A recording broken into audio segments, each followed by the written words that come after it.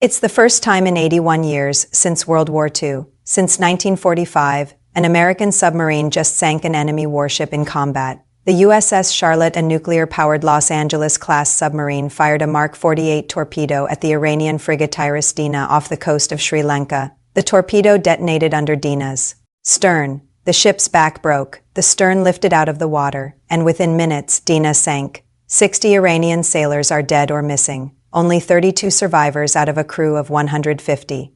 And Dena isn't the only ship Iran has lost. According to US Central Command, in just 1 week, 7 days, the United States has destroyed 17 Iranian warships. 17. Iran's surface navy has been obliterated, frigates sunk, corvettes destroyed, submarines eliminated, the Persian Navy, which was never particularly strong to begin with, now barely exists. But here's what makes this terrifying. Iran still has one weapon left. Dozens of tiny diesel submarines called Ghadir class. They're small, they're old, they're slow, but they can lay mines, they can fire torpedoes, and they're nearly impossible to detect. And Iran's goal with those mini-subs is to close the Strait of Hormuz permanently, to mine the waterway so thoroughly that no oil tanker can pass for weeks or months, to choke the global economy until the West backs down.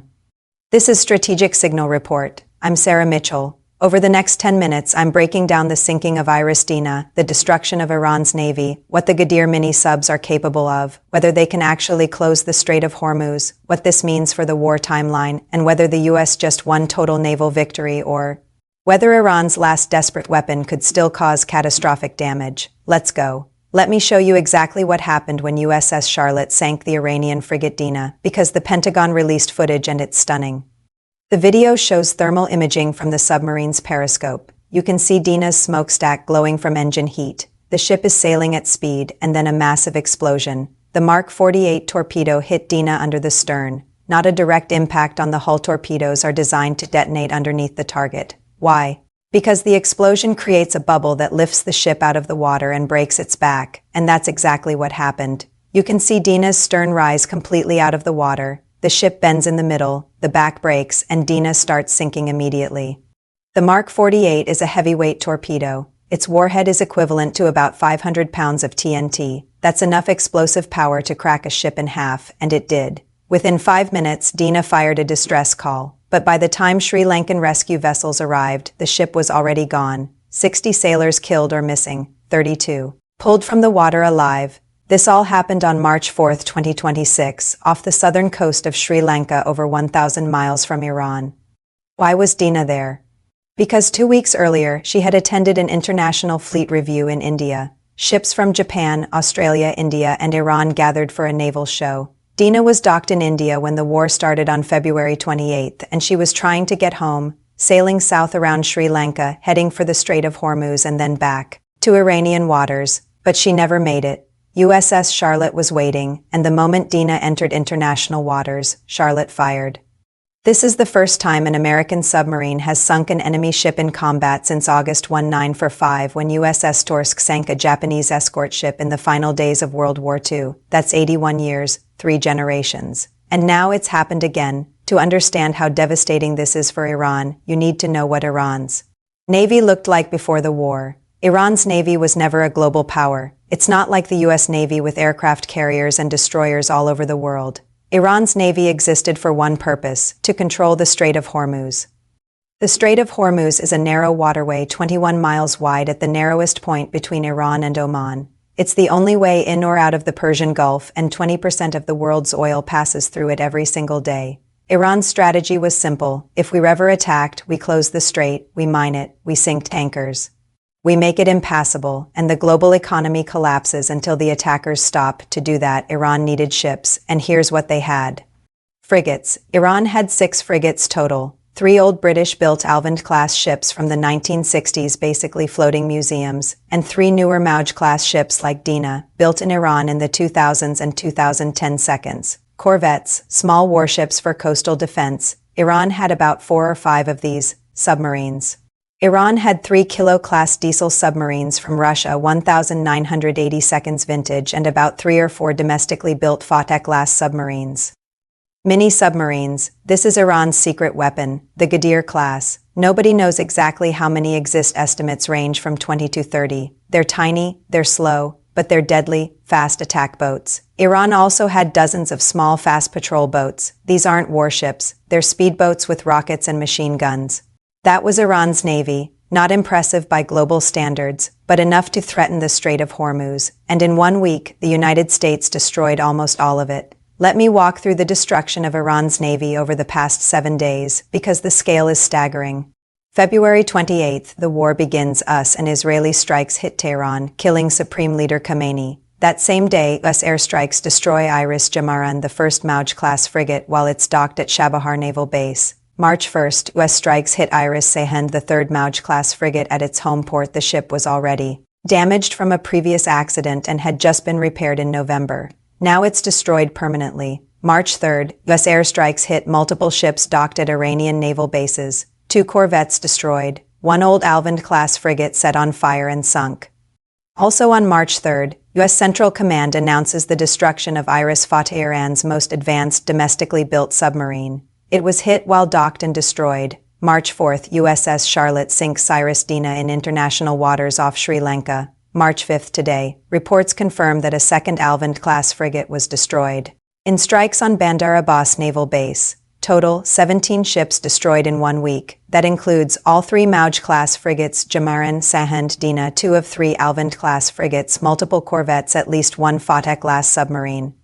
1 Kilo-class submarine reports unconfirmed, several fast attack boats and patrol vessels. Iran's surface navy is gone, obliterated. The ships that remain are either too damaged to sail or hiding in port, hoping not to get hit. So Iran's surface fleet is destroyed, but they still have 1 weapon left, and it's the most dangerous. 1. The Ghadir-class mini-submarines. Let me explain what these are, because most people have never heard of them. The Ghadir class is a tiny diesel-electric submarine. It's only 95 feet long, about the size of 3 school buses. It weighs 120 tons. It has a crew of 7 people, and it can only go 10 knots maximum speed. That's slower than most cargo ships. By every measure, these are not impressive submarines, compared to a U.S. nuclear submarine like USS Charlotte, which is 361 feet long, weighs 7,000 tons, and has a crew of 110. The Ghadir looks like a toy. But here's what makes the Ghadir dangerous. They can lay mines. The Ghadir carries naval mines that can be dropped on the seafloor. Oil tankers sail over them. The mines detonate. The tankers sink. The Strait of Hormuz becomes a minefield. They can fire torpedoes. The Ghadir has 2 torpedo tubes. They can target merchant ships or even warships if they get close enough. They're almost impossible to detect because they're so small and made of non-metallic materials in some areas. Sonar has trouble finding them. They can hide on the seafloor. They can lurk near shipping lanes. And by the time anyone notices them, it's too late. Iran has built somewhere between 20 and 30 of these mini-subs. We don't know the exact number because Iran keeps it secret, and we don't know how many were destroyed in the past week. U.S. Central Command hasn't announced hitting any Ghadir-class subs. That could mean they survived, or it could mean the U.S. doesn't know where they are. And that's the terrifying part. If even a dozen Ghadir subs made it out of Iranian ports before the strikes, they could be sitting on the bottom of the Strait of Hormuz right now, waiting, ready to mine the waterway or attack tankers. A former Iranian naval commander said the Ghadir class can do what the U-boat did in World War I, meaning they can threaten merchant shipping and sink commercial vessels. And the captain of a British submarine said the Ghadir is a class of boat that has the capacity to sink a couple of ships. That's Iran's last card. And if they play it, the strait stays closed for weeks or months. So the question everyone's asking is, can Iran still close the Strait of Hormuz? The answer is yes, but not with their surface fleet anymore. Only with the Ghadir mini-subs. Here's the strategic situation.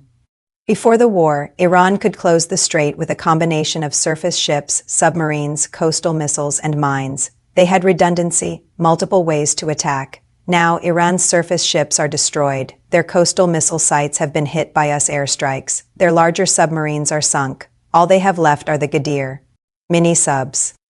If those Ghadirs can successfully lay mines across key shipping lanes in the strait, oil tankers can't pass safely. Even if the U.S. Navy patrols the area which they are hitting, a mine is catastrophic. Tanker companies won't risk it. Insurance companies won't cover it. Shipping stops. The U.S. has mine-clearing ships in the region. But clearing a minefield takes time. Days, possibly weeks. So yes, Iran can still close the strait. But it's a one-time, last-ditch move. Once the Ghadirs surface to lay mines, the U.S. Navy will hunt them down and destroy them, and then Iran has nothing left. That's why Iran hasn't done it yet. They're waiting either for the right moment strategically or for orders from whatever leadership still exists after Khamenei's death. But the threat is real, and as long as those Ghadir subs are out there, the strait is vulnerable. President Trump held a press conference this morning celebrating the destruction of Iran's navy, he said. We've achieved total naval dominance in the Persian Gulf. Iran's fleet is destroyed. 17 warships sunk in 1 week, and we did it without losing a single American ship or sailor. Trump continued, Iran thought they could threaten the world by closing the Strait of Hormuz. They thought their navy could hold global oil supply hostage. They were wrong. We've eliminated that threat. But then Trump acknowledged the Ghadir mini-subs. Iran still has some small submarines. We're hunting them and will destroy them. 2. But I want to be clear. Any attempt to mine the Strait of Hormuz will be met with immediate and overwhelming force. Iran knows this, and they know we mean it. So Trump is declaring victory on the surface navy, but he's still worried about the mini-subs. And the fact that he mentioned them specifically tells you the Pentagon is taking the threat seriously. So does the destruction of Iran's navy mean the war ends faster? Maybe. Here's why. Iran's ability to retaliate is reduced. With no surface fleet, Iran can't launch coordinated naval attacks. They can't escort ships. They can't project power. Their options are limited to missiles, drones, and the Ghadir subs.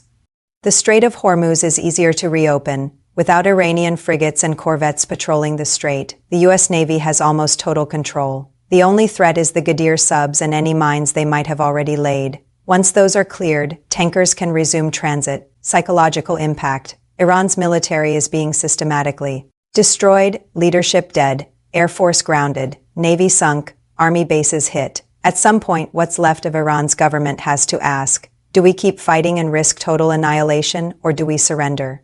But there's also a risk, desperation. If Iran believes they're going to lose completely, they might use the Ghadir subs in a last-ditch attack, mine the strait, attack tankers, cause as much damage as possible before they're eliminated. So the timeline depends on whether Iran's remaining leadership acts rationally or desperately.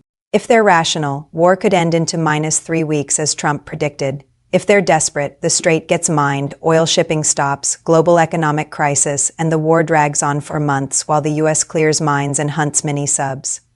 We'll know soon which path Iran chooses. A U.S. submarine just sank an Iranian warship for the first time since 1945. The IRIS Dena is gone, 60 sailors dead or missing, and Dena is just one of 17 Iranian ships destroyed in the past week. Iran's surface navy has been obliterated, but Iran still has one weapon, the Ghadir mini-subs, small, slow, nearly undetectable submarines that can mine the Strait of Hormuz and sink merchant ships. As long as those subs exist, the strait is threatened and the war isn't over.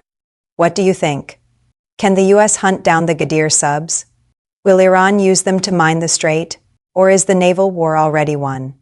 Drop your take in the comments. Subscribe to Strategic Signal Report for daily updates on the Iran war. We're covering every angle, military, economic, political, until this ends. For Strategic Signal Report, I'm Sarah Mitchell. Iran's navy is destroyed, but the threat isn't gone yet. We'll see you in the next briefing.